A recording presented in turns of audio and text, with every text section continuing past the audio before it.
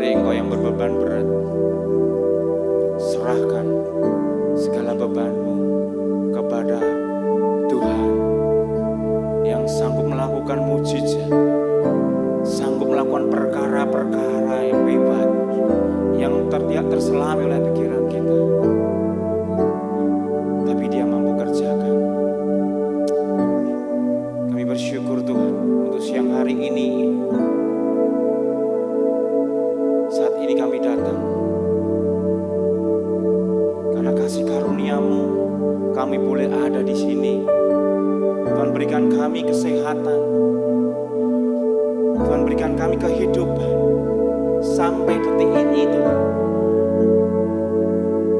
Karena anugerah kasih-Mu Tuhan yang melingkupi setiap kami Tuhan. Thank you Lord. Terima kasih Tuhan. Siang hari ini Tuhan, kami bawa hati kami, biarlah sukacita itu mengalir memenuhi tempat ini bersama-sama jemaat Tuhan. Kami rindu Tuhan memberikan yang terbaik pujian kami, penyembahan kami, sebab Engkau Tuhan yang layak ditinggikan, Tuhan yang layak disembah. Kami serahkan ibadah dari awal pertengahan siang hari ini ke dalam nama-Mu Tuhan. Segala kuasa-kuasa yang mau mengganggu jalannya ibadah saat ini, kami patahkan di dalam nama Yesus. Kami rindu Tuhan, kami bersuka cita tempat ini. Mari sama-sama kita percaya, katakan amin. Berikan kemuliaan bagi Allah kita lebih dahsyat lagi. Haleluya. Saya rindu kita mau bangkit berdiri saudara. Kita mau ekspresikan, kasih tos kanan kirimu. Tuhanku hebat, Tuhanku dahsyat. Haleluya, dengan senyum, haleluya. Kanan kiri tengok, kasih senyum. Yes, kasih jempol saudara. Mari kita bersuka cita, sebab Tuhan kita Tuhan yang besar, Dia yang layak ditinggikan.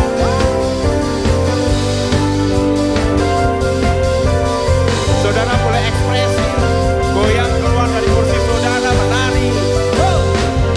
Tuhan Raja Maha Besar, mari datang menyembah Dia. Tuhan Raja Maha Besar, yang di belakang lagi datang menyembah Dia. Oh, Dia pencipta, Dia pencipta dunia ini. Dia membentuk gunung-gunung ke hari. Yang di rumah katakan pujian ini. Dengan bersuka bernyanyilah, puji Dia Tuhan Raja Maha Besar. Saudara bersuka cita? Amin, katakan Tuhan Raja Maha Besar. Mari datang menyembah Dia. Raja Maha Besar, mari datang menyembah, mari datang menyembah Dia. Dia pencipta dunia ini, bentuk gunung-gunung ke hadiratnya. Datanglah nyanyi bersyukur padanya. Dengan bersuka bernyanyilah, Dia bentuk keselamatan. Raja Maha, Dia pencipta, Dia pencipta dunia ini.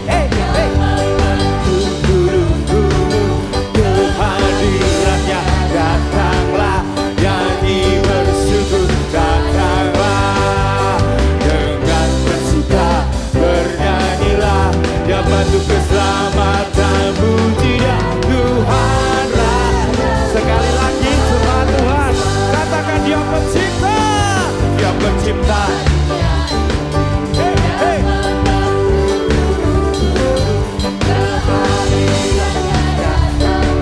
Nyanyi bersyukur dengan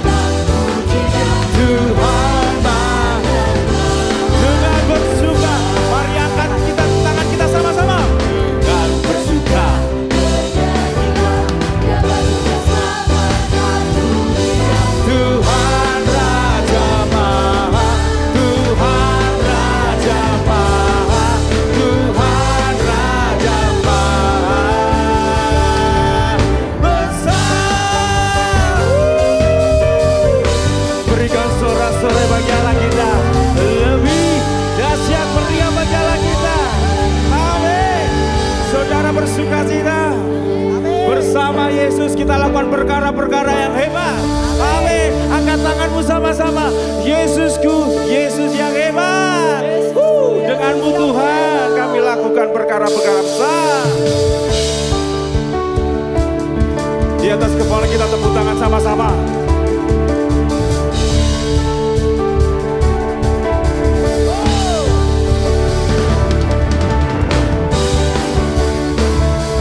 Amin. Terima kasih Tuhan. Siang hari ini sangat luar biasa Tuhan, Kau berikan sukacita. Tak pernah ku ragu akan kesetiaan-Mu. Kau pegang hidupku sepenuh jiwaku. Ku yakin dan percaya Kau tuntun langkahku. Sama-sama katakan, Yesus Kaulah Raja, berkuasa percaya untuk selamanya. Sama-sama. Sumber kekuatan, kuasa-Mu untuk surah bagiku senantiasa dengan-Mu Tuhan. Dari kemuliaan sampai kemuliaan selamanya. Sukacita itu boleh mengalir di tempat ini. Sola-solai. Tak pernah ku ragu akan kesetiaan-Mu. Siapa dia? Yesus sepenuh jiwaku.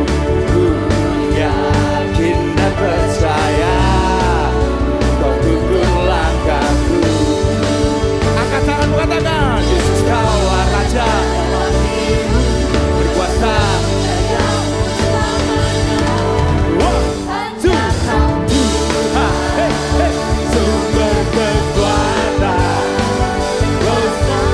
tercurah bagiku senantiasa dengan-Mu Tuhan. Ku kan berjalan kemuliaan sampai kemuliaan selamanya. Hey. Terima kasih Tuhan. Oh, sukacita itu mengalir di tempat ini. Ada merasakan yang percaya Yesus kita dasar, katakan amin. Amin. Haleluya. Ekspresi orang benar bersukacita. Diangkat tangan kita sama-sama. Oh, Yesus Kaulah Raja, berkuasa. Yesus Kaulah Raja. Siap-siap meloncat bagi Tuhan. Oh, hanya Kau Tuhan. Hey, hey. Sumber kekuatan, kuasa-Mu bagiku senantiasa dengan-Mu Tuhan. Oh, bukan berjalan, hey, dari kemuliaan sampai kemuliaan hanya Kau Tuhan.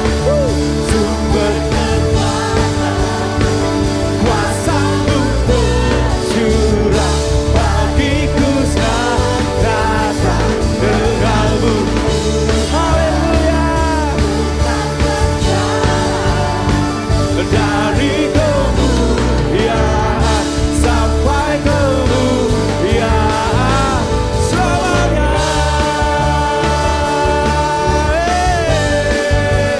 Terima kasih Tuhan. Sukacita itu ada di tempat ini.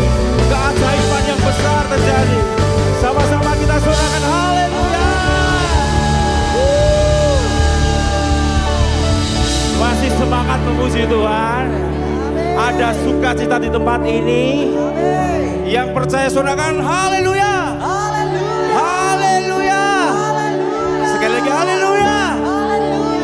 Hanya Kau Tuhan. Siapa yang suara jemaatnya lebih kenceng lagi seperti pagi tadi.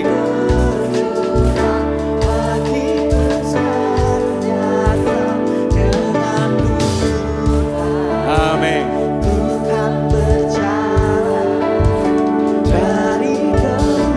Yang sebelah sini sekali lagi katakan, hanya Kau Tuhan.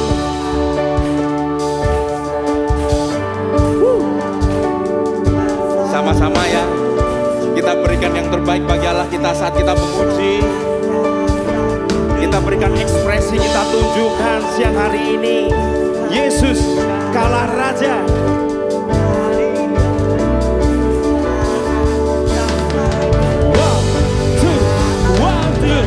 Kau Tuhan, sumber kekuatan, kuasa-Mu tercurah bagiku senantiasa. Dengan-Mu Tuhan, ku kan berjalan dari kemuliaan. Yes, lebih lagi ya, kasih Dia pujian. Tuhan, sumber kekuatan, kuasa-Mu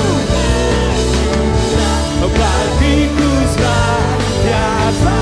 Dengan-Mu yang di rumah katakan demakmu Tuhan. Kemuliaan sampai kemuliaan selamanya. Terima kasih Tuhan, kami boleh memuji-Mu hingga dari kemuliaan sampai kemuliaan. Yesus ada di tempat ini. Sorak-sorai katakan haleluya. Ada sukacita.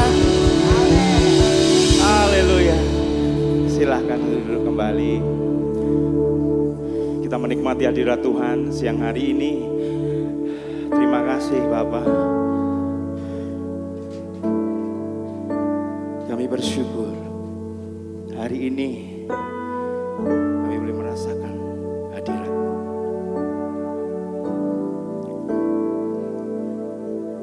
Seringkali Bapak Ibu Saudara, kita boleh mengalami badai masalah yang datang silih berganti, yang kadang sering membuat kita putus asa, kita kehilangan arah, sehingga kita merasa khawatir, merasa ada kecemasan, takut, sehingga mujizat itu sulit terjadi dalam kehidupan kita. Tapi percayalah, satu nama, the name is Jesus. Dia sanggup melakukan perbuatan-perbuatan, mujizat-mujizat yang terjadi. Mari serahkan segala beban hidupmu. Kuncinya adalah tenang. Dia rindu hati kita tenang. Seberapa banyak hari ini yang hadir percaya mujizat terjadi saat kita boleh datang di hadirat-Mu. Angkat tangan sama-sama. Jesus.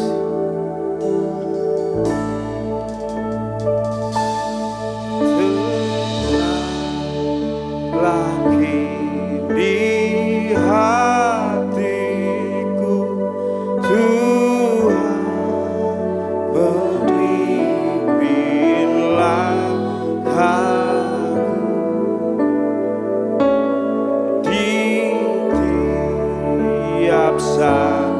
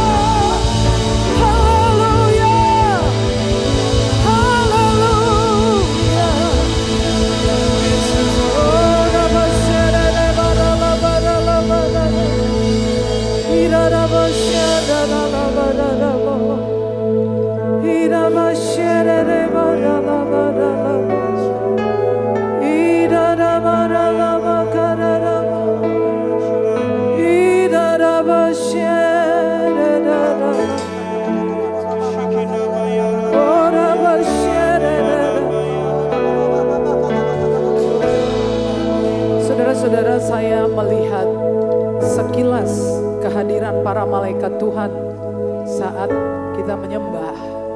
Saudara tahu bahwa mereka jarang menampakkan diri secara fisik. Sejujurnya saya belum pernah melihat malaikat secara fisik, kecuali secara roh. Dan saat kita menyembah, saya melihat kehadiran malaikat-malaikat surgawi di tengah-tengah kita.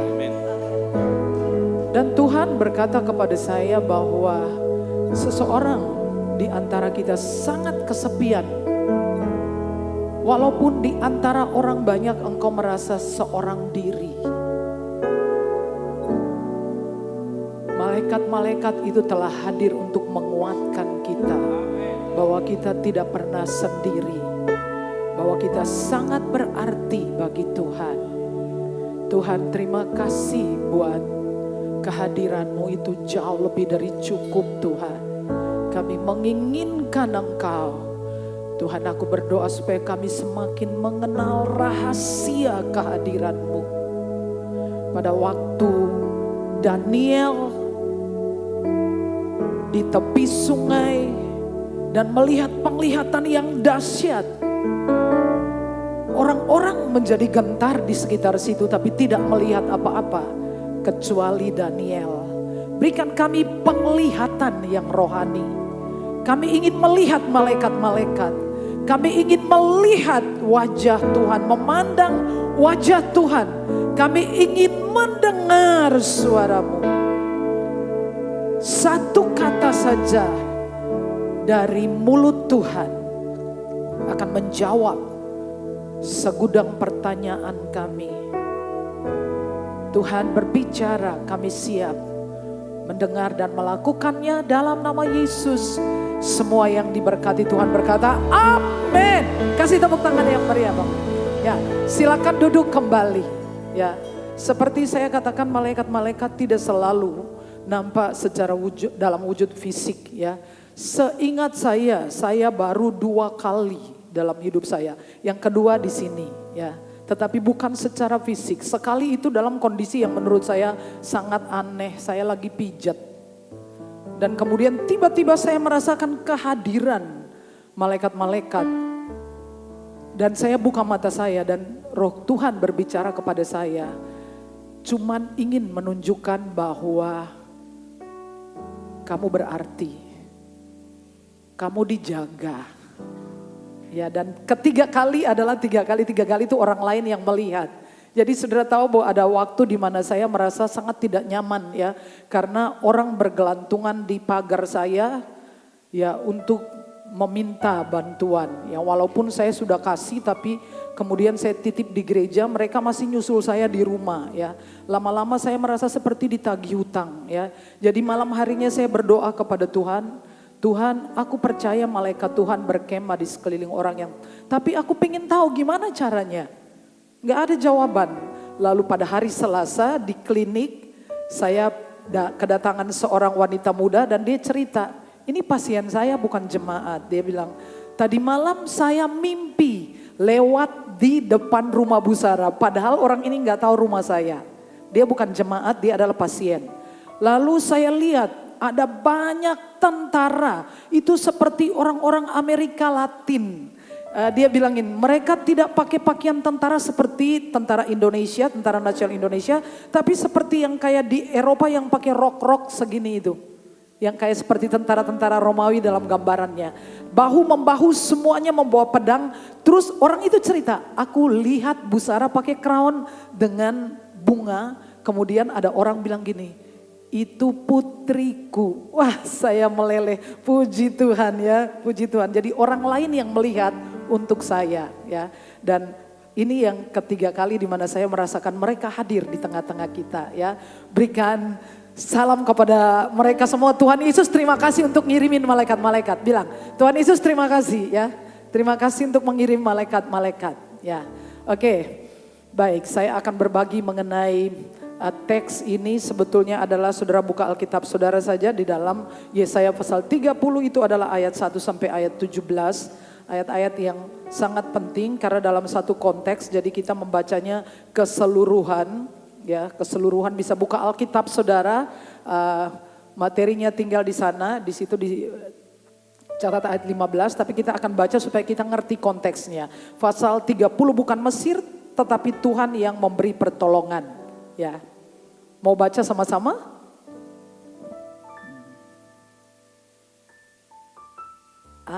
Oke, baca sama-sama. 3. Celakalah anak-anak pemberontak, demikianlah firman Tuhan, yang melaksanakan suatu rancangan yang bukan daripadaku, yang memasuki suatu persekutuan yang bukan oleh dorongan rohku, sehingga dosa mereka bertambah-tambah, yang berangkat ke Mesir dengan tidak meminta keputusanku, untuk berlindung pada Firaun dan untuk berteduh di bawah naungan Mesir. Sudah sampai di situ, sebetulnya sampai ayat 17 ya. Oke, saudara buka aja di Alkitab saudara, nanti saya kutip ayat-ayat itu sampai ayat 17, tapi temanya ada di ayat 15 ini ya. Baca sama-sama 3. Dengan bertobat dan tinggal diam, kamu akan diselamatkan. Dalam tinggal tenang dan percaya terletak kekuatanmu. Ya, ayat yang dibaca awal tadi, kalau saudara ngeliatin ini latar belakang sejarahnya adalah ketika Asyur telah berhasil menaklukkan kerajaan utara, Israel utara. 12 suku yang jauh lebih besar dari kerajaan selatan yang cuman ada 2 suku, Yehuda dan Benyamin. Ya, dan kemudian Asyur berambisi untuk menaklukkan Yehuda. Ya, tidak ada negosiasi, tidak ada permintaan apa-apa. Pokoknya karena ambisinya, karena dengan menguasai Yehuda ini akan membantu di dalam perdagangan dan supaya kekuatannya bertambah dalam menghadapi musuh utamanya adalah sebetulnya Mesir. Dan saudara tahu bahwa Yesaya itu menjadi nabi di Yehuda dari masa pemerintahan Raja Usia, Yotam, Ahaz, Hizkia. Lumayan lama ya di raja-raja ini. Dan peristiwa ini adalah pada zaman pemerintahan Raja Hizkia. Ya, dan saudara bisa baca bagaimana Hizkia sangat takut atas ancaman Raja Asyur. Ya, yang Raja Asyur datang kemudian mengancam ya. Jangan percaya kepada Hizkia ya. Lihat, raja-raja bangsa-bangsa mana ada yang bisa luput. Jadi walaupun Hizkia tidak mau pergi ke Mesir, tapi rakyat lain ya. Pada waktu Merapi meledos, mengeluarkan awan panas, banyak orang lari. Orang-orang Yogyakarta banyak yang pergi. Ya, kemarin waktu terjadi demonstrasi besar-besaran di Jakarta juga banyak orang ke luar negeri ya. Untuk keamanan pribadi dan keluarga. Jadi ada di jemaat Jogja itu ada yang pergi ke Purwokerto, ada yang ke Jakarta. Tetangga saya pergi ke Gunung Kidul karena ceritanya awan panas akan mencapai kota-kota kita ya. Jadi daerah tempat saya tinggal itu sepi sekali. Pada besok paginya saya doa pagi di sini dan saya mengingat Mazmur pasal 91, walau 1000 orang rebah di sisimu dan 10.000 di sebelah kananmu tidak akan. Jadi saya tetap stay di rumah dan keluarga, tidak ada apa-apa yang terjadi sampai orang-orang itu kembali dari bepergian mereka. Ya, saya sedikit untung karena tidak keluar uang. Tapi orang-orang yang sudah pergi karena ketakutan ya harus membayar biaya perjalanan mereka tinggal di hotel. Nah, kira-kira saudara dapat gambaran situasinya orang Yehuda ini yang disebutkan di dalam catatan itu mereka naik kereta, naik kuda, mereka membawa barang-barang mereka dan mereka hendak mengungsi ke Mesir. Lalu datanglah firman Tuhan itu. Dikatakan bahwa mereka, hai anak-anak pemberontak, kamu yang pergi tanpa meminta keputusanku. Lalu sampai di ayat 15 adalah poin yang penting di mana Tuhan Allah berfirman, dengan bertobat dan diam kamu akan diselamatkan. Dengan tinggal tenang dan percaya itu adalah kekuatan kamu. Ya. Jadi masalahnya tenang itu piye caranya bisa tenang? Di tengah-tengah situasi itu siapa yang bisa? Siapa yang gak lari?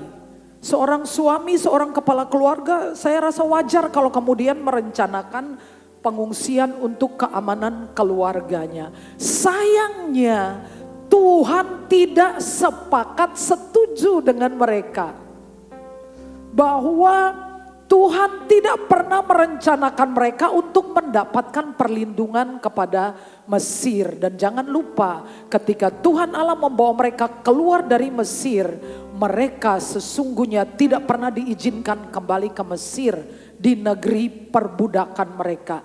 Tapi mereka memutuskan berdasarkan hitung-hitungan asumsi mereka bahwa lebih aman pergi di Mesir daripada kami mengalami celaka. Tapi apa yang mereka takutkan itu sebetulnya yang terjadi. Jadi poin ini saya bagikan, hal yang pertama adalah kalau kita bisa tenang dari materi, kalau bisa tenang itu bisa kuat.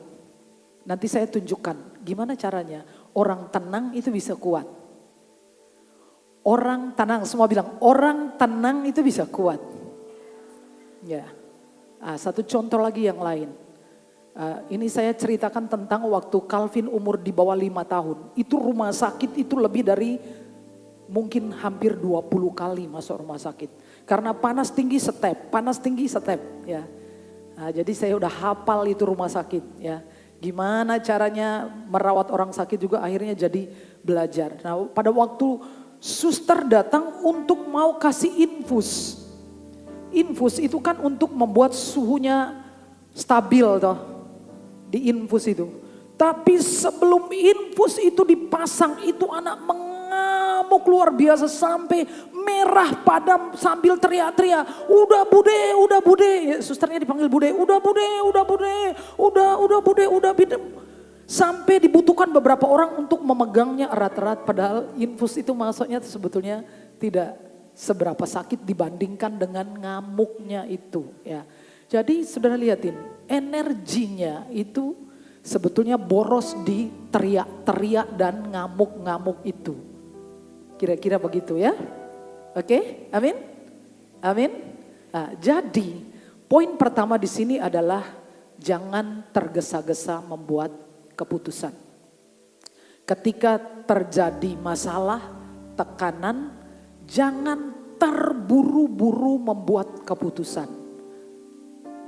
Karena yang Tuhan inginkan adalah kita berada di tempat di mana Tuhan ingin kita berada.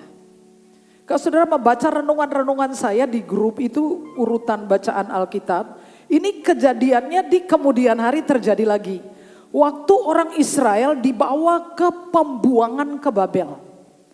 Lalu satu hari Zedekia raja terakhir sembunyi-sembunyi panggil Yeremia. Terus bilang sama Yeremia, koe kudu ngomong sak jujur-jujure. Ojo nganti koe sembunyi apa-apa. Lah Yeremia bilang gini, kalau aku ngomong nanti kamu bunuh aku. Kalau aku ngomong yang benar juga nanti orang-orangmu akan bunuh aku. Dia bilang enggak, aku bersumpah tidak akan bunuh kamu. Tapi nanti kamu jangan ngomong ke siapa-siapa. Yeremia bilangin, firman Tuhan berkata, kamu tetap di sini. Jangan lari, itu juga mau lari ke Mesir. Jangan lari, tetap di sini. Kamu dan keluargamu akan selamat. Yerusalem tidak akan dibakar. Tapi apa yang terjadi? Saking takutnya Zedekia lari lewat kebun belakang dengan pejabat-pejabat negara, istri-istri dan anak-anak laki-lakinya. Lalu apa yang terjadi? Dikejar sama tentara Babel, kecekel. Apa yang terjadi di depan mata Zedekia, anak-anaknya dibeleh. Lihat sendiri dengan istri-istrinya dan matanya dicungkil. Satu matanya dalam keadaan buta, ia dibawa juga ke Babylon. Jadi sebetulnya pesannya itu yang kuat bagi saya adalah engkau harus berada di tempat di mana Tuhan ingin engkau berada. Saudara, ada satu peristiwa yang terjadi di Dallas. Dallas itu adalah sebuah kota besar ketiga di Texas bagian utara. Dan Dallas merupakan kota terbesar ke-9 di seluruh Amerika. Kota lumayan besar dengan populasi penduduknya 1,3 juta jiwa. Lumayan besar. Seorang polisi wanita satu hari kembali ke apartemennya di tanggal 6 September 2018 baru saja. 2018 ya, kira-kira gitu ya. Dan waktu dia sampai di depan pintu apartemen, dia mendapati pintunya itu tidak dikunci, terbuka. Lalu dia lihat di dalam seorang pria gagah berkulit hitam sedang menikmati es atau apa di mangkok sambil nonton TV. Karena dia polisi, dia punya, saudara, secara refleks dia punya antisipasi untuk melindungi dirinya. Dia merasa seseorang telah menyusup ke rumahnya. Tanpa berpikir dia ambil pistolnya, dia tembak laki-laki itu meninggal dunia. Dan setelah itu dia baru sadar dia berdiri di apartemen yang salah. Satu lantai di atas apartemennya. Nah, pada waktu kasusnya diadili, dia berkata, saya sangat lelah. Saya bekerja 14 jam dan saya pulang ke rumah dalam keadaan lelah, tidak konsentrasi. Dia melihat keadaan itu, dia merasa terancam, lalu peristiwa itu terjadi. Tapi hakim tidak membebaskan, namanya Amber Guyger. Ini dia. Amber Guyger dan Botham Jane ini adalah orang yang terbunuh karena polisi yang bernama Amber Guyger. Hakim memutuskan Amber Guyger bersalah dan dihukum 10 tahun penjara.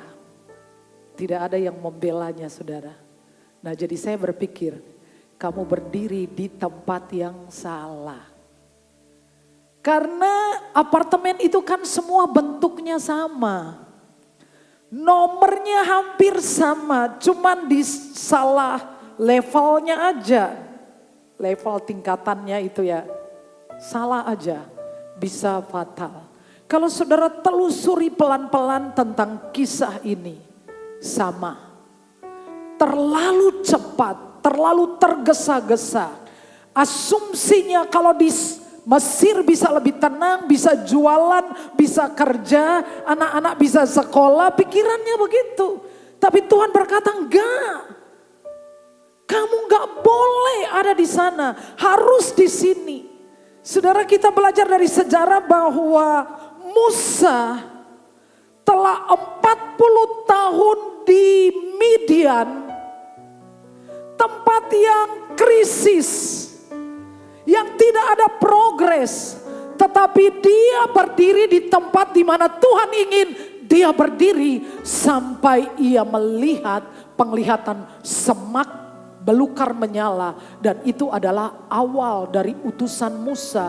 Itu adalah awal di mana Tuhan membesarkan Musa dan mempercayakan suatu pelayanan yang tidak pernah diterima oleh satu manusia pun. Itu adalah awal ketika Tuhan membawa dia dalam satu pengalaman pribadi di mana Alkitab mengatakan dia face to face dan Tuhan bersaksi tentang Musa. Semuanya itu diawali ketika Musa berada di tempat di mana Tuhan ingin dia berada. Ishak terjadi kelaparan di tanah Kanaan, tanah perjanjian itu. Dan kemungkinan seperti biasa bangsa nomaden, mereka akan pergi dan mencari tempat yang lebih baik untuk ternak-ternak. Saudara-saudara, kita kan mengatakan Tuhan kasih otak buat mikir benar. Tapi sekelas Nabi Nathan aja bisa salah terjemahkan perintah Tuhan, kehendak Tuhan. Nabi Nathan, waktu Daud berkata, aku ingin membangun bait suci Tuhan. Nathan bilang, lakukanlah apa yang kamu kehendaki. Waktu malam Tuhan bilang kagak, gak bisa, bukan kamu yang bangun. Nathan itu nabi. Makanya penting bagi kita untuk bertanya. Amin. Jadi Ishak di tanah yang krisis karena pekerjaannya butuh air untuk ternaknya. Sudah bayangkan dia bisa jatuh miskin karena kelaparan. Dan itu adalah tradisi dari nenek moyangnya, dari kakeknya Abraham, dari ayahnya Abraham, ayahnya Ishak. Jadi biasalah kita ngikutin bagaimana cara orang tua kita bekerja. Bagaimana cara mereka menghadapi masalah. Dibantu sedikit modifikasi dan lain-lain. Kita ngikutin pattern pola yang sudah ada. Tapi Tuhan bilang enggak. Kamu tetap ada di sini. Dan tidak ada orang yang mengira bahwa pria ini menabur di tanah yang krisis. Dan di tahun itu tidak masuk akal, ia memperoleh hasil 100 kali lipat sehingga dia menjadi sangat kaya, kian lama kian kaya dan menjadi sangat kaya oleh karena dia berada di tempat the right place that God want him to do. Apa itu? Dia ada di tempat di mana Tuhan ingin dia ada. Amin. Jadi yang penting adalah kita berada di tempat di mana Tuhan ingin kita berada. Saya yakin saya ada di tempat yang tepat hari ini. Dan saudara juga ada di sini. Sejelek apa kita di tempat terbaik di sini. Say yes.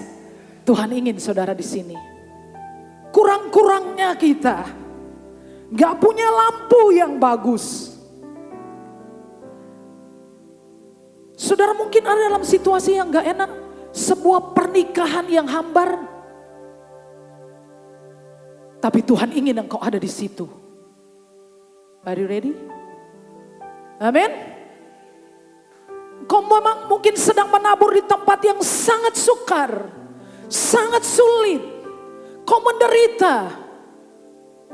Tapi pikirkan mungkin Tuhan ingin engkau ada di situ. Tetaplah di situ sampai Tuhan menyuruh engkau pergi dari situ. Jadi kemungkinan banyak hal. Mungkin kita belum jadi seperti Ishak karena kita sering sukanya cabut. Gabut, cabut, gabut, cabut. Karena dalam situasi semacam ini tidak banyak orang mau berkawan dengan saudara ya. Tidak banyak orang, saudara lagi beruntung gak usah cari kawan banyak yang mendekat. Tapi waktu saudara jatuh, saudara gak punya uang, jangankan teman, setan aja pura-pura gak kenal.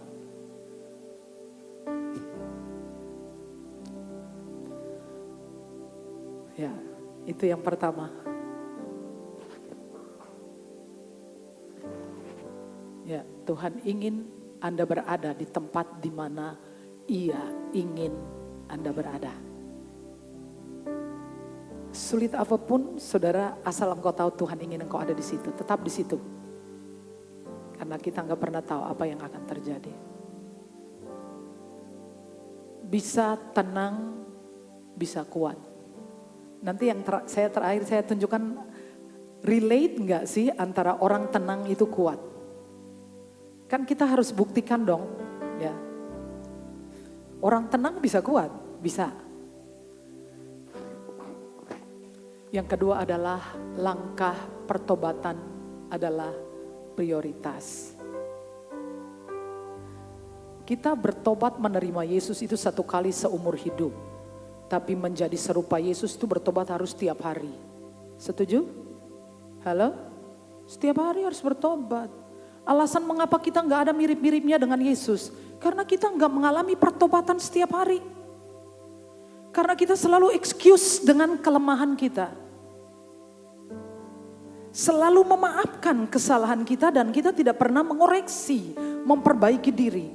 Saya melihat seorang konten kreator wawancarai seorang penganut satanis. Dan saudara tahu satanis itu berpakaian seperti apa sambil bawa botol minuman. Konten kreator ini bertanya, apakah kamu mengetahui tentang Yesus? Dia bilang, Yesus yang mana? Yesus yang di penjara atau Yesus yang petinju atau Yesus yang mana? Ya. Dia bilang, Yesus Kristus. Oh iya. Saya pernah tahu tentang Yesus Kristus. Lah kenapa kamu mengikutin satanis? Dia bilangin, karena waktu saya susah, setan yang datang kepada saya. Jadi saya sekarang merasa lebih baik menjadi satanis. Menyedihkan. Dia mengatakan, karena saya bertemu dengan sangat banyak orang Kristen yang munafik. Hipokrit. Siapa mereka? Mereka bukan penjahat. Siapa orang Kristen yang munafik? Bukan penjahat. Bukan. Mereka enggak maling uang rakyat. Mereka bukan seorang pembunuh, bukan. Mereka setia kepada istrinya. Sayangnya kelemahan kita adalah lain di gereja, lain di luar. Ya, kalau di gereja kita semua rohani, kalau di luar cenderung roh halus.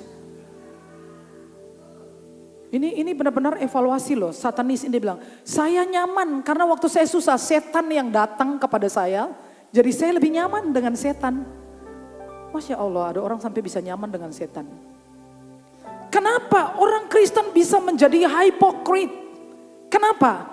Karena tidak ada pertobatan. Dia pikir bertobat terima Yesus cukup. Bertobat tiap hari itu tuh membuat kita berubah menjadi serupa dengan Yesus. Amin. Dan sometimes kita perlu tersandung supaya kita tahu kita berdiri di mana. Karena orang dengan sangat mudah melupakan siapa mereka. Jadi supaya kita bisa menjadi seperti Yesus, every day kita harus mengalami repentance, pertobatan. Ketika dalam kesulitan gak ada salahnya datang Tuhan selidiki. Ini lagu lama sudah kita. Selidiki aku, lihat hatiku, apakah ku sungguh mengasihimu, Yesus. Kau yang maha tahu dan menilai hidupku, tak ada yang tersembunyi bagimu. Itu penting terjadi setiap hari. Kalau enggak dunia sebel lihat kita. Nyanyi aja hebat, khotbah aja hebat. Tapi dunia tidak punya kesaksian tentang seorang Sarah. Siapa itu Sarah? Sarah Anthony itu siapa? Seperti apa dia di luar? Kalau di gereja dia pendeta, dia gembala, oh dia khotbah, oh bagus. Tapi di luar siapa kenal tentang Sarah? Sarah itu apa, makanan apa? Apakah dia sama dengan khotbahnya? Karena sering kali kita menolak untuk, ya ini tentang hati nurani, ya. Fungsi hati nurani adalah membimbing dan menuntun manusia dalam membedakan tindakan baik dan buruk. Serta menyadarkan manusia akan nilai dan harga dirinya. Hati nurani bertindak sebagai hakim internal yang memberikan penilaian moral. Mendorong seseorang untuk melakukan tindakan yang benar dan melarang tindakan yang salah. Jangan abaikan hati nurani saudara. Ketika hati nurani saudara mengatakan you salah. Maybe right. Mungkin betul. Karena hati nurani itu hakim. Dia netral. Dia tidak berpihak. Sudah mengerti? Banyak orang, Alkitab mengatakan banyak orang, beberapa orang telah menolak hati nurani yang murni. Dan karena itu kandaslah iman mereka. Jadi ketika hati nurani saudara menuduh saudara, kamu salah. Maybe it's right. Mungkin itu benar, kau salah. Amin. Jangan menolak hati nurani. Jangan mengabaikan hati nurani. Saudara berkata, saudara jangan excuse dan mengatakan, tapi Tuhan kan menerima aku apa adanya. Right, saya setuju. Tapi dunia tidak bisa menerima kesaksianmu dengan membiarkan engkau apa adanya, seadanya. Oke? Tuhan menerima engkau apa adanya. Jelek seperti apa? Udah kamu dipeluk. Kamu pergi ke sana, Tuhan tidak pernah kayak laki kita, kayak istri kita yang setiap kali koreksi. Ya ibu-ibu, jangan sering koreksi suamimu, gak akan sembuh dia. Makin kau koreksi, makin dia tidak sembuh. Karena pria itu diciptakan, dia mempunyai pride, dia adalah pemimpin. Tapi dia gak bisa memimpin, it's not your business. Doakan dia. Tapi waktu cara kamu tidak hormat, kamu gak akan membuat dia berubah. Tapi dia gak bisa jadi imam. Tugasmu mendoakannya. Bagianmu adalah tunduk. Tunduk selama tidak berbuat dosa. Amin. Amin.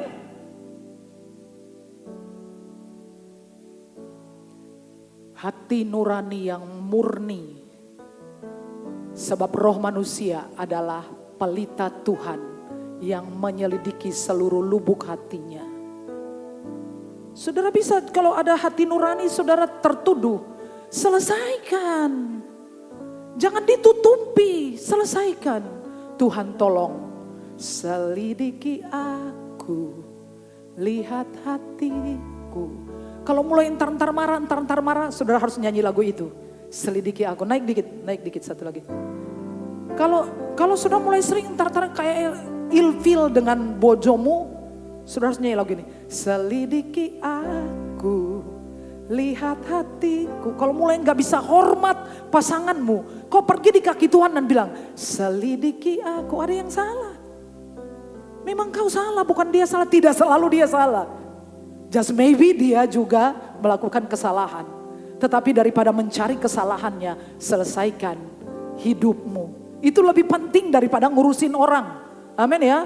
Gak usah ngurusin orang lain. Semua akan kurus pada waktunya.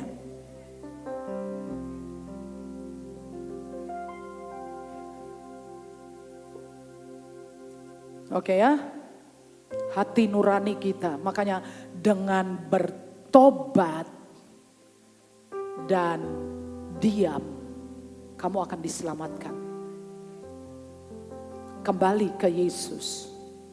Izinkan dia memeriksa hati kita.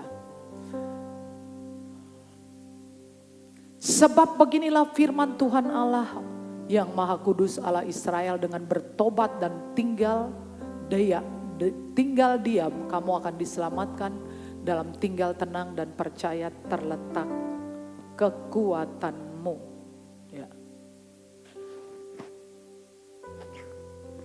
Kapan terakhir bertobat Bapak Ibu? Kalau bertobat terima Yesus itu memang satu kali sayang.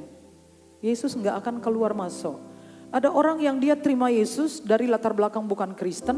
Keluarganya sangat marah. Dan memaksa dia supaya kamu harus keluar dari kepercayaanmu.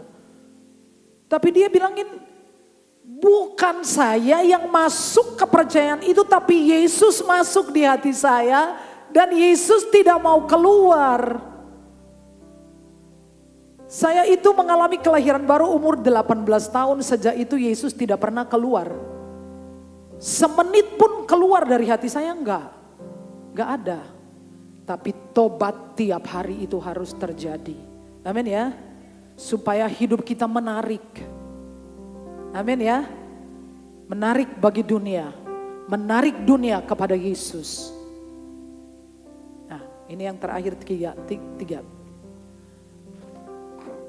Bisa tenang aja itu saudara bisa kuat. Karena ketenangan itu sebetulnya menghasilkan kekuatan. Nanti kita coba temukan rahasianya. Benar apa enggak? Ini bukan sebuah slogan, bukan quotes. Yang kita amin. Itu bicara nih ya. Kita harus buktikan bahwa ini memang garansi 100%. Saudara, ada jenis yang bunga atau minyak yang namanya aromaterapi ya. Ada ya? aromaterapi. Sehingga kalau misalkan untuk membuat relax itu biasanya yang mengandung bunga lavender. Kalau untuk bisa nafasnya lega ada lagi yang namanya itu bangsa kayu putih itu ya. Dan mint yang mengandung mint. Jadi sekarang itu banyak aromaterapi yang kalau saudara hidupkan di rumah, aroma itu akan bikin relaksasi, membuat saudara rileks. Ya, ya kalau rumahnya bagus, ada AC-nya, ya memang dikasih aroma itu. Ya tahan, ini rumahnya pintunya bla bla, lebih banyak nyamuk dan tikus ya susah saudara ya. Yang kayak gitu ya pasang obat nyamuk bakar aja. Ya, pasang obat nyamuk bakar. Nah, tapi saudara kalau misalkan ada orang yang, ada gak sih orang yang kalau saudara ketemu orang aja, saudara ketemu dia aja, saudara rasanya kayak enak ya ketemu dengan orang ini. Ada ya? Contohnya siapa? Om Sani. Lah soalnya apa? Ngelawak terus. Ya sudah ketemu dia tuh happy ya. Bawaannya itu happy. Karena suka apa aja mesti dialihkan untuk ketawa. Kita senang ya, kita senang dengan orang-orang yang membawa aura positif katanya ya. Auranya itu positif. Tapi dulu kita pernah merawat seorang mbah tinggal di situ. Siapa yang ingat namanya? Mbah siapa? Saya lupa namanya. Nah, mbah itu luar biasa. Ya, mbah tidur di situ dan akhirnya kita taruh di panti asuhan, panti jompo. Jadi ada doa KKR, kemudian orang-orang pada jatuh, mbah juga jatuh ya. Orang-orang bilangin, ya teman-teman sambil berseroro, enggak itu jatuhnya bukan karena pekerjaan Tuhan, tapi sebetulnya itu mungkin karena si mbah itu waktu baju-baju dan selimut-selimutnya dicuci, lele aja tobat. Bener, hitam di kamar mandi di bawah itu ya. Jadi baju-bajunya mbah dan selimut-selimut mbah itu memang harus dicucikan. Kalau telat dicucikan ya memang itu. Ada nggak aroma orang yang saudara nggak senang aromanya? Parfum. Nah. Kira-kira waktu Daud berkata hanya dekat Allah saja aku tenang. Kira-kira make sense? Gimana caranya? Hanya dekat Allah saja aku tenang. Ini orang yang konflik dalam hidupnya sudah overdosis. Terlalu banyak konflik di hidupnya. Dengan tentara-tentaranya, dengan orang-orang kepercayaannya. Pergi ke Siklak, tolong Siklak, Bardi tolong. Mereka ini komplotan dengan Saul dikasih tahu ada di Siklak. Lalu pintu-pintu dikunci sebelum malam Daud ngacir. Gak ada terima kasih, saya kira mungkin Dewan Kota akan berkumpul. Dinner bersama Daud dan orang-orangnya. Dikasih makan terima kasih udah meluputkan. Gak ada piagam penghargaan, lari kocar kacir. Banyak konflik di hidupnya. Hampir tidak ada waktu untuk dia bisa tenang.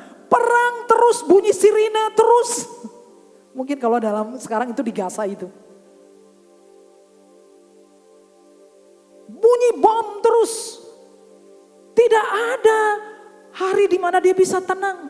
Lari terus, berhenti sebentar dioyak, lari lagi dioyak lagi. Tapi bilang, hanya dekat Allah saja aku tenang. Kok bisa ya? Tapi saudara bayangkan dulu tentang Daud dan bagaimana hubungannya dengan Tuhan. Jadi supaya kita bisa tenang, kita harus dekat Tuhan. Saya mengulang penjelasan saya ini ya tentang kata transmisi. Ya, kita baca sama-sama biar kita nyimpen. Saya sudah pernah nyampaikan ini. Apa itu transmisi? Transmisi itu adalah pengiriman, penerusan pesan dan sebagainya dari seseorang kepada orang atau kepada benda. Itu namanya transmisi. Yang kedua, transmisi berarti penularan, penyebaran, penjangkitan penyakit. Yang ketiga, transmisi itu adalah bagian kendaraan bermotor yang memindahkan atau meneruskan tenaga dari mesin ke as belakang porsnelen. sehingga kendaraan itu bisa hidup dan bergerak. Ini adalah sebuah proses namanya transmisi. Jadi bagaimana bisa dekat Tuhan terus tenang? Karena ketika seperti kita sedang menyembah Tuhan tadi, itu proses itu terjadi, worship itu menjadi katalisator yang menghubungkan kita dengan hadiratnya Tuhan. Beberapa orang sangat sensitif dengan kehadiran Tuhan. Beberapa yang lain tidak merasakan sama sekali. Sebetulnya Tuhan gak bedain. Kalau kamu haus, kamu bisa mendapatkannya. Amin. Kalau kamu pengen membangun hubungan itu, kamu dapat. Waktu Daniel di tepi sungai besar itu, dan dia melihat penglihatan yang dahsyat, dia dengar suara yang dahsyat, yang lainnya gemetaran, gak lihat apa-apa. Tapi Daniel melihat dan mendengar. Saya ingin saudara mengembangkan sensitivitas rohani seperti itu. Saul masuk dengan orang-orangnya ke Damsyik. Saul melihat cahaya, mendengar suara, orang-orang itu gak dengar. Padahal cahaya sedemikian sampai Saul jadi buta. Kembangkanlah sensitivitas saudara. Tuhan tidak pernah pilih kasih. Tapi kalau saudara haus, saudara mau, saudara akan mengalaminya. Katakan amin. Bilang mau. Dan proses inilah ketika saudara worship ini menjadi katalisator, password yang menghubungkan saudara dengan hadirat Allah. Dan hadirat Allah itulah yang membuat saudara tenang. Karena hadirat Allah memberikan kuasa, kekuatan, memberikan petunjuk, guidance. Apa yang saudara butuhkan, itu yang bikin saudara tenang. Sekarang saya tanya, kalau dia bisa menenangkan badai, bisa enggak dia menenangkan hati saudara dan saya? Bisa banget. Badai enggak ada urusannya dengan Tuhan. Tuhan tidak pernah jatuh cinta kepada lautan. Tuhan tidak pernah jatuh cinta kepada planet-planet. Tuhan tidak pernah barangkali awesome melihat planet-planet, bintang-bintang. Tapi Tuhan jatuh cintanya ke saudara. Say yes. Saudara adalah cinta sejatinya. Kalau badai ditenangkan bukan demi badai, tapi demi murid-muridnya. Say yes. Yesus menenangkan badai bukan demi badai itu, tetapi demi murid-muridnya. Jadi badai dengan dirimu penting yang mana? Penting dirimu karena engkau adalah pusat cinta sejatinya adalah dirimu. Kalau dia menenangkan badai demi engkau, apa susahnya menenangkan hatimu yang sedang galau. Amin. Amin. Dengan tinggal tenang dan percaya terletak kekuatanmu. Jadi kalau bisa tenang, saudara bisa kuat. Bagaimana bisa tenang? Make sure you are standing in the right place that God want you to do. Kau harus berdiri tempat di mana Tuhan ingin engkau ada. Oke, amin. Kalau engkau tahu Tuhan mau Tuhan tuh mau saya bisnisnya ini. Tuhan tuh mau saya tinggal di kelurahan ini. Tuhan tuh mau saya ada dalam keluarga ini. Tuhan tuh mau saya ada di rumah ini. Biar kata bocor, biar kata kontraan, biar kata apa. Nih Tuhan mau yowes manda koneng kono. Yang kedua, bertobat setiap hari. Menjadi serupa dengan Yesus. Jangan mendustai hati nuranimu. Kalau dia bilang engkau salah karena dia adalah wasit, dia hakim, dia netral. Hati nurani tidak pernah berpihak. Kalau dia bilang Anda salah, kemungkinan Anda salah, selesaikan. Dengan cara itu karakter Anda bertumbuh setiap hari. Menjadi serupa Yesus. Yesus menerimamu apa adanya, tetapi dunia tidak bisa menerima sifat kita yang munafik, yang tidak sebaik khotbahnya, tidak setulus khotbahnya. Ya, yang ketiga, yang saudara baru lihat, dekat Allah saja tenang. Dekat Allah, dekat Allah. Amin, amin.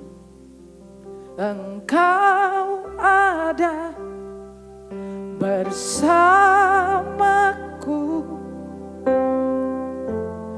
di setiap musim hidupku.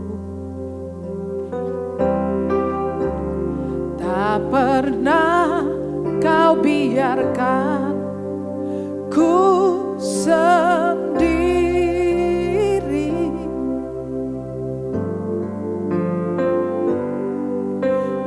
Kekuatan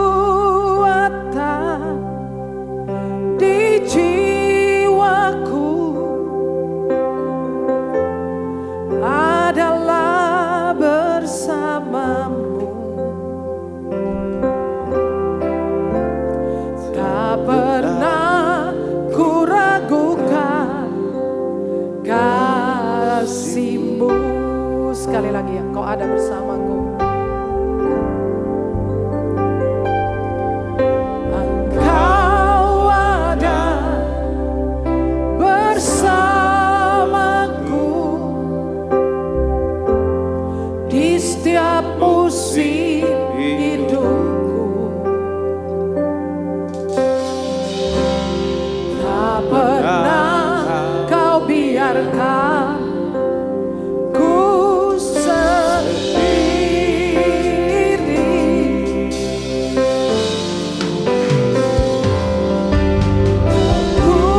Kekuatan di jiwaku adalah bersamamu.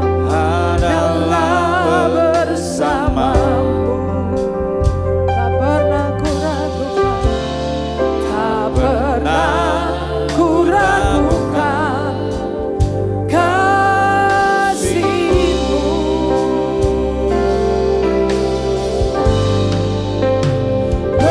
Bersamamu Bapa, ku lewati semua.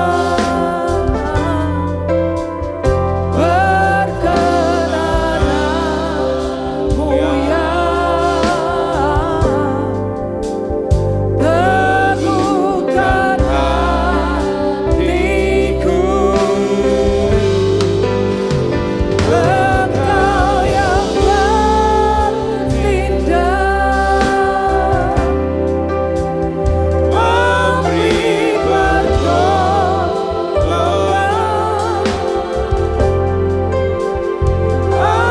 Anugerah-Mu besar melimpah bagiku. Saudara, siapa di antara kita yang rasanya pengen lari aja? Saudara berada dalam suatu kondisi situasi yang rasanya pengen pergi. Pergi kemana nggak tahu, ya. Saudara, saya ingin berdoa untuk saudara. Rasanya capek, kayak progresnya nggak ada, kayak seperti di atas bara. Ada, saya mau berdoa untuk saudara. Saudara bisa mengangkat tangan saudara. Ya, boleh angkat tangan, enggak apa-apa ya. Oke. Tuhan Yesus, Engkau mengenal kami Tuhan. Setiap orang yang saat ini saya minta hamba-hamba Tuhan, para diaken datang dan doakan mereka yang mengangkat tangan. Tangan tetap diangkat, biarlah saudara-saudara mendapatkan peneguhan doa dari hamba-hamba Tuhan. Para diaken silakan datangi mereka. Bersamamu Bapa, ku lewati semua. Tetap angkat tangan. Kenanan-Mu yang teguhkan hatiku.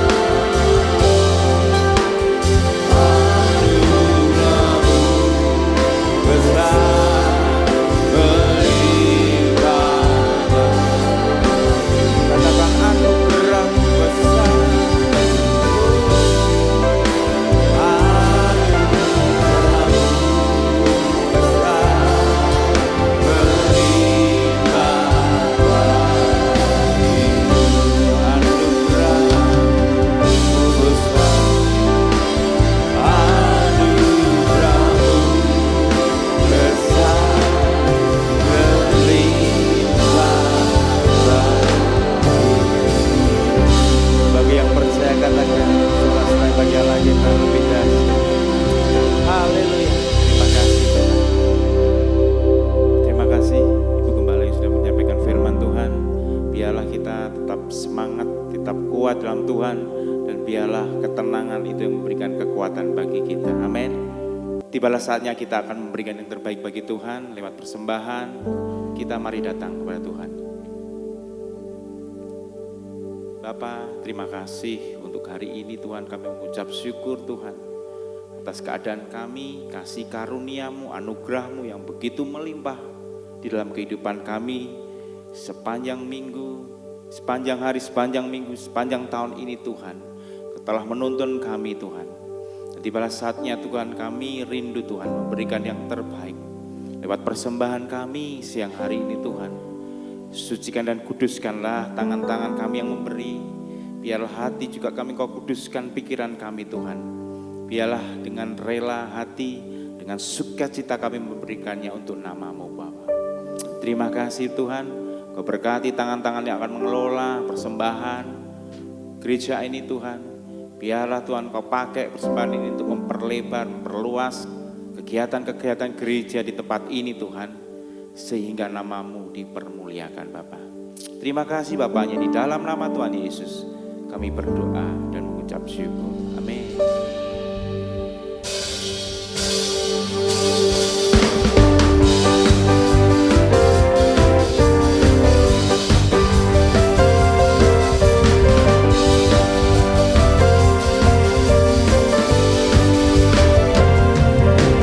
Tuhan Raja Maha Besar, mari datang menyembah Dia.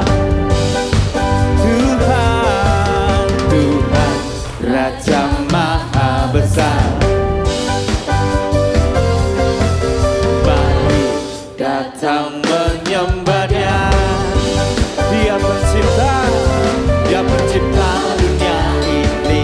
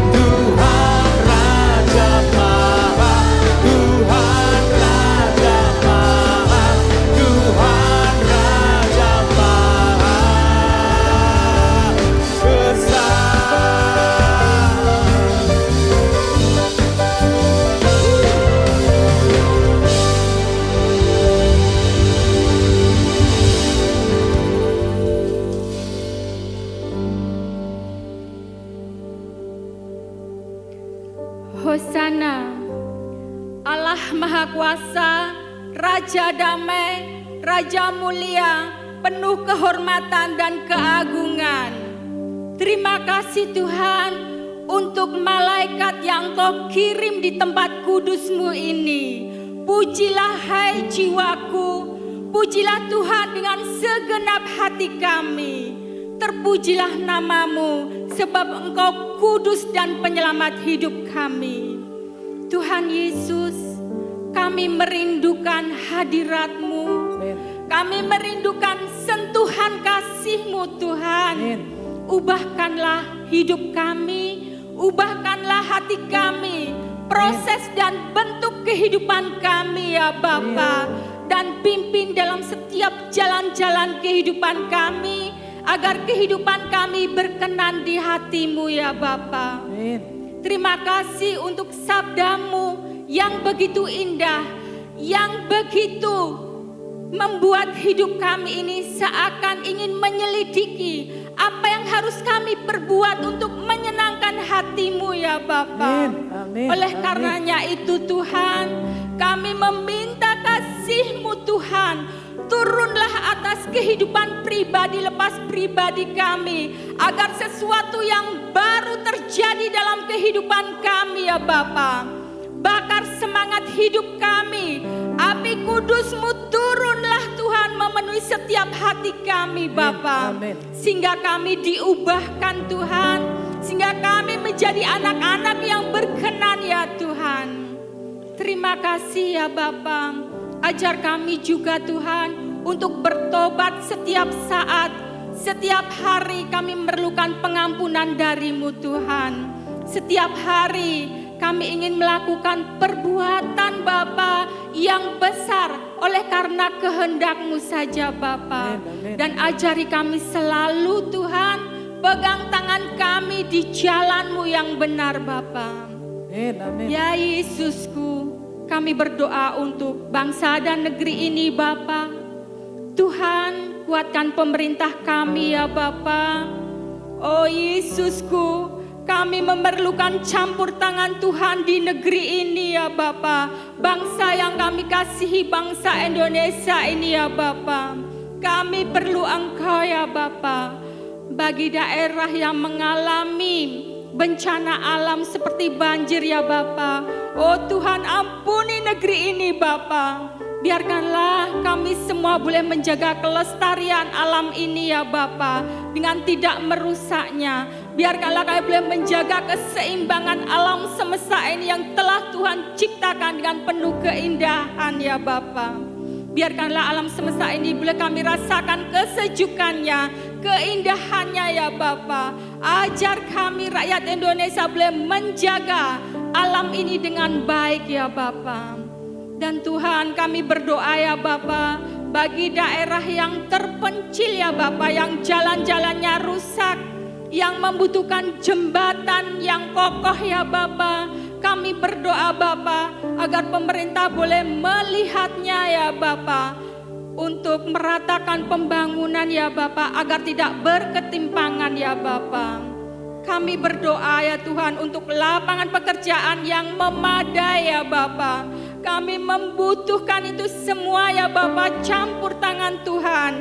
Bangsa ini boleh bergerak maju bersama Tuhan, boleh merasakan keadilan dan tidak berketimpangan ya Bapa. Kami percaya Tuhan, kasih-Mu nyata bagi negeri ini. Ubahkan Bapa, setiap kami rakyat Indonesia boleh hidup berkepribadian yang baik dan menjauhi kejahatan ya Bapa. Penegakan hukum ditegakkan dengan adil ya Bapa dan bijaksana Bapa. Kami ingin merasakan damai-Mu atas negeri ini. Kami ingin merasakan keamanan bagi negeri ini Bapa. Tuhan lindungi Tuhan. Engkaulah sumber berkat bagi negeri ini. Terus topang Tuhan keuangan yang berada di negeri ini ya Bapa. Terus topang mereka ya Tuhan, yang mungkin kelaparan Bapa, yang mungkin di dalam penderitaan Bapa. Tuhan topang dan Tuhan berikan jalan keluarnya ya Bapa. Kami menyerahkan bangsa ini ke dalam tangan-Mu Bapa. Kami percaya Tuhan penyedia. Dan kami juga berdoa untuk Ibu Gembala Sidang ya Bapa, Ibu Sarah Antoni. Tuhan memberikan kesehatan. Amin. Tuhan melindungi dengan malaikat kudus-Mu Bapa. Tuhan, dimanapun Ibu Gembala memberitakan firman-Mu, memberitakan Injil-Mu, tetaplah imannya berseri, hatinya berseri ya Tuhan. Sehingga setiap orang yang mendengarnya melihat ya Bapa, melihat akan kasih Tuhan yang selalu tercurah dan bersinar di dalam kehidupannya. Tuhan berikan kedamaian, ketenangan di dalam mengajar. Tuhan memberikan segala yang terbaik ya Bapa untuk keluarganya, untuk anak-anaknya di dalam mencari pekerjaan ya Bapa, untuk anak-anaknya di bangku sekolah Tuhan. Berikan yang terbaik ya Tuhan. Kasih dan rahmat-Mu senantiasa mengalir di sepanjang kehidupan keluarganya. Dan juga ya Bapa, kami berdoa untuk gereja ini ya Bapa. Tuhan, biarkanlah Tuhan ubah segalanya, biarkanlah menjadi hadirat yang kudus yang menyenangkan hati Tuhan. Kami ingin ya Bapa, biarkanlah Tuhan buka hati kami satu persatu untuk selalu haus dan rindu akan Engkau, untuk semakin dekat dengan Engkau. Karena hanya dekat dengan Engkau, hati kami tenang, hati kami sejuk, merasakan lawatan Tuhan. Bapa, kami percaya Allahku yang hidup ya Bapa. Saat ini kami berdoa untuk keuangan di gereja ini. Kami percaya bahwa Tuhan menopangnya. Kami percaya bahwa Tuhan membuka jalan-jalan baru, tingkap-tingkap baru dan berkat baru yang tercurah bagi gereja ini ya Bapa. Terlebih untuk kebaktian pagi, siang, dan sore akan bertambah-tambah jiwa yang akan memuji dan memuliakan nama-Mu. Jiwa-jiwa banyak dimenangkan ya Bapa untuk datang dan menyembah ya Yesusku yang telah mengalahkan kerajaan maut dan menggantikan dan dengan keselamatan. Terima kasih ya Bapa. Saat ini kami juga berdoa untuk cabang-cabang ya Bapa yang mungkin masih sewa untuk beribadah. Oh Tuhan, berikanlah jalan keluar-Mu, semuanya akan dicukupkan Tuhan. Karena mereka semua adalah anak-Mu yang mencari Engkau siang dan malam Bapa. Kami percaya tiada berkesudahan kasih setia-Mu Bapa. Dan kami berdoa ya Tuhan buat pelayan-pelayan Tuhan. Amin. Dari setiap diaken, dari para song leader ya Bapa, semua yang tergabung di dalam tim musik ya Bapa. Oh Yesusku, berikan roh kesatuan ya Bapa untuk melayani Engkau. Berikan api kudus-Mu agar kami bersemangat berkorban kembali ya Bapa, saat ini dan seterusnya Bapa. Kami ingin melayani Tuhan. Ubahkan kami menjadi baru ya Bapa. Sesuatu yang baru akan bersinar bagi kami untuk kemuliaan-Mu. Jadikan gereja ini terang ya Tuhan bagi mereka yang mendengar kabar kebaikan-Mu Bapa. Gereja ini terus berkembang, terus maju ya Bapa, terus bersinar Tuhan dalam kemuliaan-Mu. Dan biarkan Tuhan kami boleh pulang dengan membawa damai sukacita-Mu. Kami pulang dengan membawa sabda-Mu yang kuat, agar kami tidak rapuh di dalam menghadapi tantangan hidup. Agar kami boleh sehat selalu ya Tuhan. Agar kami senantiasa mengandalkan Engkau satu-satunya Allah yang kami banggakan. Terima kasih Tuhan, penuhi dengan roh-Mu yang kudus senantiasa memenuhi setiap kehidupan kami. Ampunilah kami Tuhan, di dalam nama-Mu kami berdoa. Amin. Jemaat Tuhan, pulanglah dengan selamat dan terimalah berkat Tuhan. Tuhan memberkati engkau dan melindungi engkau. Tuhan menyinari engkau dengan wajah-Nya dan memberi engkau kasih karunia. Tuhan menghadapkan wajah-Nya kepadamu dan memberi engkau damai sejahtera. Semua yang diberkati mengatakan